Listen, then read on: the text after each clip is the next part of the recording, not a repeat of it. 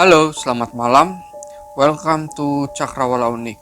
Pada malam hari ini, kita akan mendengarkan sebuah kisah horor berjudul Villa Maut Tertes. Cerita ini bersumber dari rekan kita Fendi dengan akun Twitter @nyetopcovid19. Oh iya, sebelum kita dengar ceritanya, langsung saja klik tombol subscribe dan bunyikan lonceng untuk mendapatkan notifikasi. Oke? Tanpa basa-basi, pasang telinga kalian, biarkan suasana horor merasuki jiwa kalian. Pada hari itu adalah hari Kamis dan sudah menjelang maghrib. Aku mempersiapkan sepatu futsalku karena ada jadwal latihan jam 8 malam. Tiba-tiba HP ku berdering. Ku melihat ternyata yang menelpon adalah bos tim futsalku yang bernama Dharma. Ia berkata, "Halo Fen, datang latihan kan hari ini?" Tanyanya. "Ya bos, hadir," jawabku. Lalu ia menjawab lagi, "Oke deh." sambil menutup teleponnya. Bingung juga sih kenapa tumben banget nih orang nanyain hadir atau enggak. Biasanya dia nelpon untuk ngingetin jangan lupa bawa duit, karena aku sebagai bendara tim. Singkat cerita, setelah selesai latihan, para pemain yang lain segera pulang. Tinggal kami berempat, yaitu aku, Dharma, Yuse, dan Amin. Kami berempat ngobrol tentang latihan malam ini, serta mengevaluasinya. Sedang asyik ngobrol, Dharma tiba-tiba menyeletuk. Dia berkata, "Hei bro, kalian besok sampai Minggu kosong nggak?" Tanyanya. "Nggak ada jadwal ngajar kok," kata Yuse. "Kalau aku sih free-free aja, karena kemarin leleku udah panen, jadi kolamnya lagi dalam tahapan sterilisasi," kata Amin. "Kalau aku sih nggak ada jadwal jadi wasit," kataku. Lalu Dharma bilang, "Yuk kita refreshing, jalan-jalan. Aku deh yang bayarin." Ia bersemangat sekali nampaknya. Dan kami bertiga tidak ada yang menolak. Namun aku berkata, "Kamu gak tahu mau alasan apa ke orang tuaku? Aku yang terlahir di keluarga yang agamis, jadi agak ngeri kalau mau berbohong ke orang tuaku. Apalagi untuk senang-senang." Lalu Dharma pun menyauti, "Gampang itu. Besok aku yang izinin ke orang tuamu." "Oke bro," jawabku. Dan kami pun pulang ke rumah masing-masing dengan suasana hati yang girang gembira. Karena besok akan jalan-jalan. Terlebih lagi, gratis. Esokan harinya, Dharma pun datang ke rumahku. Ia turun dari mobilnya. Orang tuaku mempersilakannya duduk di ruang tamu rumah. Nggak tahu apa yang mereka obrolkan, tiba-tiba ibuku mengetuk pintu kamarku. Ia berkata, "Ayo cepetan berangkat nak, kasihan Dharma nungguin kamu lama sekali." "Iya nih mah, lagi pakai baju," jawabku. Akhirnya aku pun berangkat menuju rumah Yuse dan Amin. Setelah kami lengkap, kami pun berangkat. Dan aku masih tidak tahu kemana Dharma membawa kami. Kami singgah ke pom bensin untuk numpang buang air kecil. Setelah selesai, kami pun melanjutkan perjalanan. Di perjalanan, Amin pun menanyakan, "Kemana sih tujuan kita ini?" Dharma menjawab, "Mencoba ilmu di Tretes." Aku dan Amin saling pandang dan tak paham apa yang dimaksudkan oleh Dharma. Lain halnya terhadap Yuse. Ia senyum-senyum seolah ada yang ia sembunyikan. Aku cuek, yang penting liburan kali ini gratis.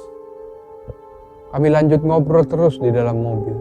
Dari obrolan itu aku baru tahu kalau Dharma mempunyai semacam isian dalam dirinya dan juga susuk untuk menguatkan kakinya. Perjalanan kami masih kurang 2-3 jam lagi untuk sampai tujuan.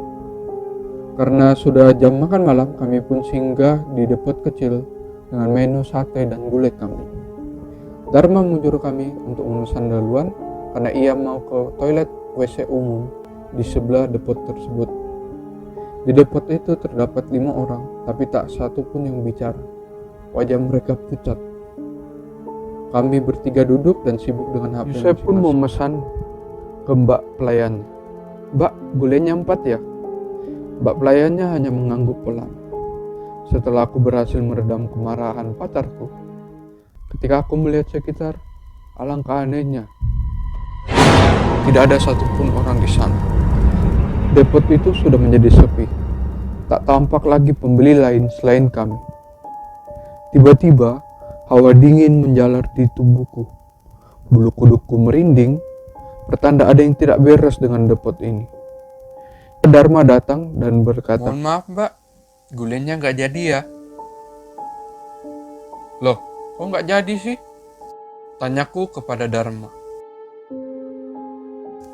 Ia tidak menjawab apapun, tetapi wajahnya menunjukkan sebuah keseriusan.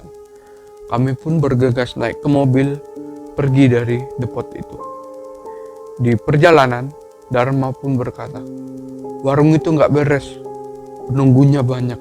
Yusuf pun ikut menyoroti, "Pantesan pembeli yang di sana wajahnya pucat semua." Amin pun ikut berkontribusi, berkata, "Warung gulai kok tapi baunya bau darah ya?" Tak lama kemudian, Dharma pun membelokkan mobilnya ke warung soto yang cukup ramai pembelinya. Aku yang selesai makan duluan memutuskan untuk mengobrol dengan pengunjung lainnya, sekaligus untuk menggali informasi mengenai depot yang tadi. Tibalah aku ngobrol sama seorang bapak-bapak bersama istri dan 1 anaknya. "Pak, tahu nggak Pak depot yang jual gulai di belakang?" Bapak itu pun terdiam sejenak dan kaget. Dan dia bertanya, "Loh, depot yang di sebelah WC umum itu ya Mas?" Aku menjawab, "Iya Pak." "Kok muka Bapak kaget gitu?" Bapaknya menjawab lagi, "Depot itu sudah lama nggak ada Mas. Udah lama tutup sejak kejadian itu."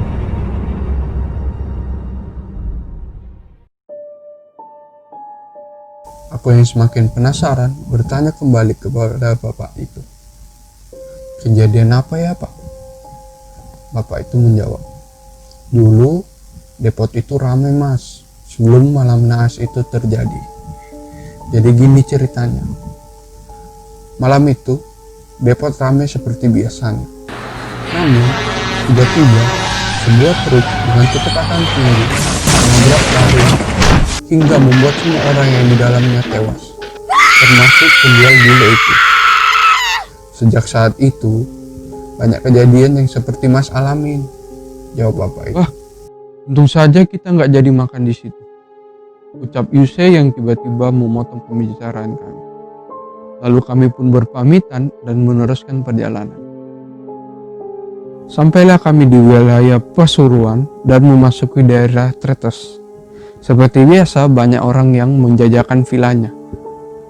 Tiba-tiba ada seorang bapak menaiki sepeda motor dengan penutup kepala mendekati mobil kami. Bapak itu bertanya kepada kami, "Cari villa ya Mas?" Dharma pun menjawab dengan anggukan kepala. Dan bapak itu menjawab lagi, "Ikuti saya Mas." Kami pun mengikuti bapak itu. Tibalah kami di sebuah villa yang bentuknya kuno, namun view di depan villa itu sangat bagus. Entah apa nama villa itu, dan di jalan apa aku pun tidak bisa mengingatnya. Yang pasti di depan villa itu ada 2 pohon cemara yang waktu itu belum begitu tinggi. Bapak itu langsung membuka pintu dan menyuruh kami parkir mobil di halaman villa. Bapak itu masuk dan tidak lama kemudian menyerahkan kunci kepada Dharma. Nampak Dharma berbisik kepada bapak itu. Entah apa yang mereka perbincangkan. Yang penting, kami pun naik mobil lagi dan mengikuti bapak itu. Tidak lama kemudian, bapak itu masuk ke sebuah gang dan kami pun mengikutinya. Setelah parkir, kami diajaknya masuk. Dan disitulah aku baru paham maksud mereka yang berkata mencoba ilmu di Tretes. Ternyata Dharma dan Yuse mau mencicipi cinta 1 malam bersama kupu-kupu malam yang tersedia di dalam ruangan itu. Sampai di sebuah ruangan, kami masuk dan melihat para gadis-gadis di dalam ruangan kaca dengan berbagai macam usia di situ.